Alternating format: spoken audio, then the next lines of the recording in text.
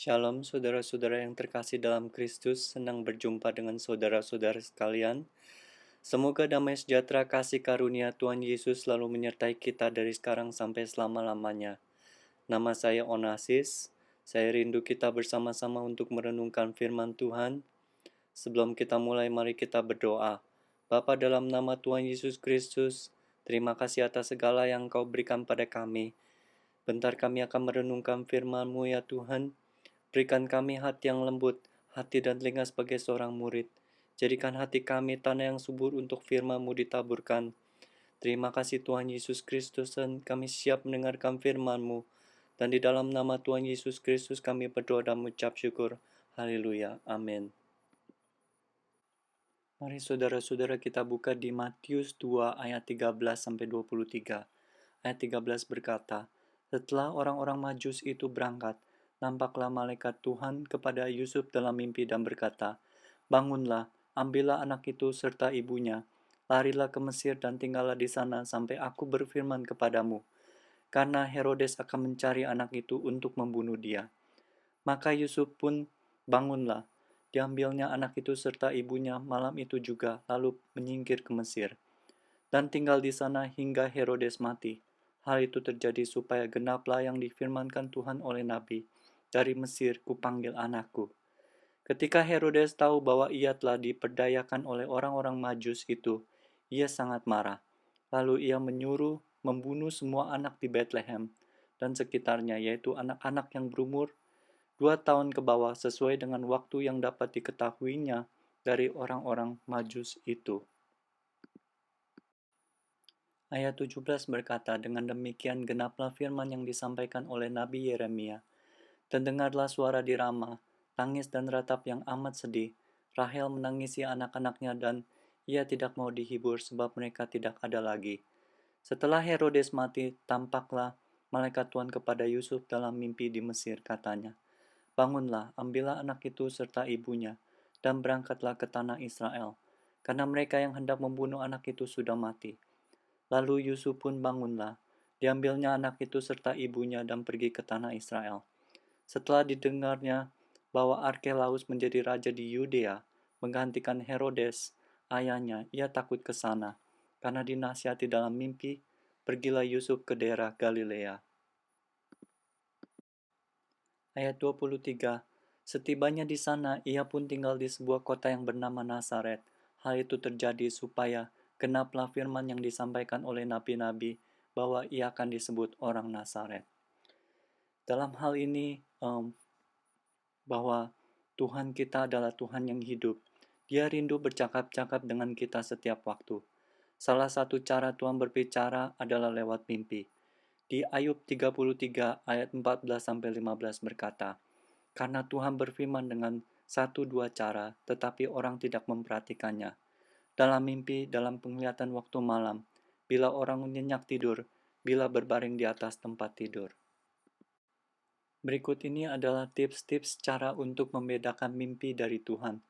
Yang pertama adalah mimpi itu meninggikan Tuhan Yesus Kristus. Itu ada di Roma 14 ayat 11. Dan berikutnya adalah mimpi itu berdasarkan Alkitab. Itu ada di 2 Timotius 3 ayat 16.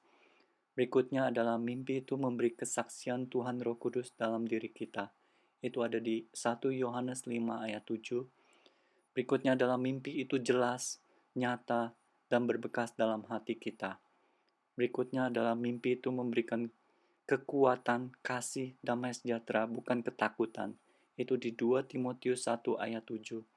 Dan yang terakhir, tipsnya adalah mimpi itu membawa kita ke dalam pertobatan. Itu di Roma 2 ayat 4. Kita harus menguji lagi setiap mimpi yang kita pikir bahwa itu dari Tuhan. Di 1 Yohanes 4 ayat 1 berkata, saudara-saudaraku yang kekasih, janganlah percaya akan setiap roh, tetapi ujilah roh-roh itu, apakah mereka berasal dari Tuhan. Sebab banyak nabi-nabi palsu yang telah muncul dan pergi ke seluruh dunia.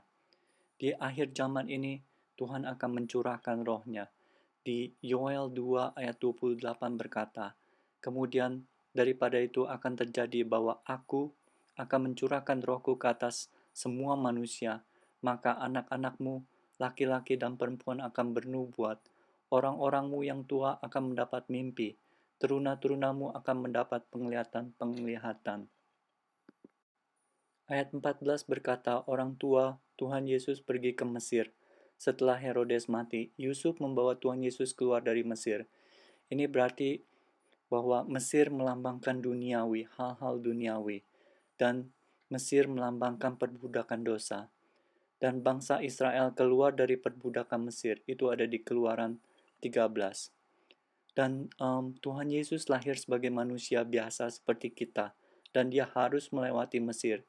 Dalam hal ini Tuhan Yesus tinggal di Mesir. Ayat 15, Tuhan Bapa berkata, dari Mesir kupanggil anakku. Ini berarti Tuhan Bapa sendiri yang membawa dan memanggil Tuhan Yesus keluar dari Mesir. Ini juga berarti bahwa kita setelah lahir baru dan menerima Tuhan Yesus Kristus harus keluar dari Mesir atau dari hal-hal duniawi. Kita meskipun tinggal di dunia ini, kita harus memiliki pikiran Kristus. Itu ada di Roma 12 ayat 2 yang berkata, janganlah kamu menjadi serupa dengan dunia ini, tetapi berubahlah oleh pembaharuan budimu, sehingga kamu dapat membedakan mana kehendak Tuhan, apa yang baik, yang berkenan pada Tuhan dan yang sempurna. Juga kita menjalankan hidup kita sesuai dengan firman Tuhan. Itu ada di 2 Korintus 10 ayat 3 yang berkata, memang kami masih hidup di dunia, tetapi kami tidak berjuang secara duniawi.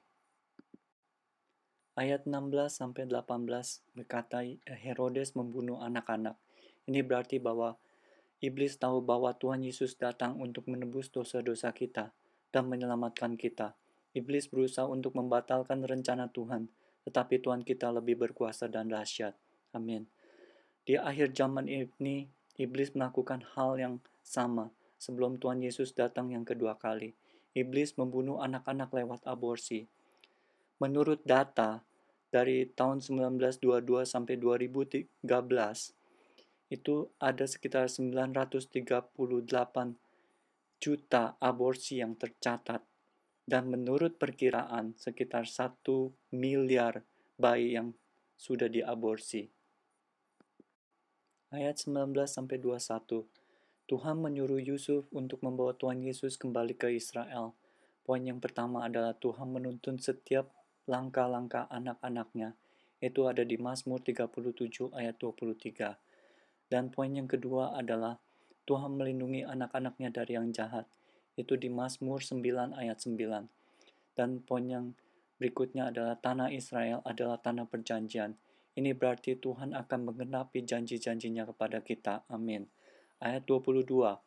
Yusuf berencana untuk ke Yudea, tetapi Tuhan menyuruh ke Galilea. Yudea adalah daerah Israel yang terdekat dari Mesir. Dan Galilea adalah daerah Israel yang di utara.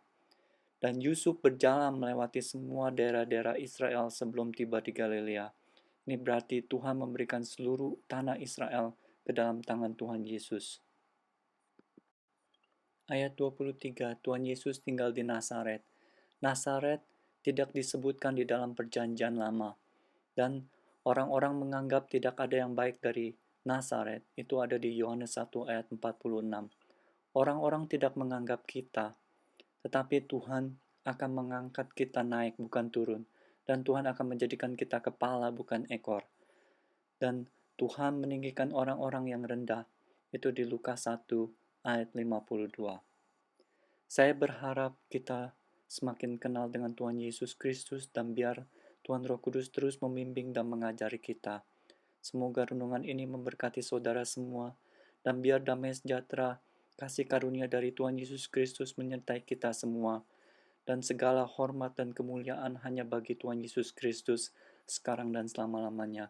Haleluya. Amin.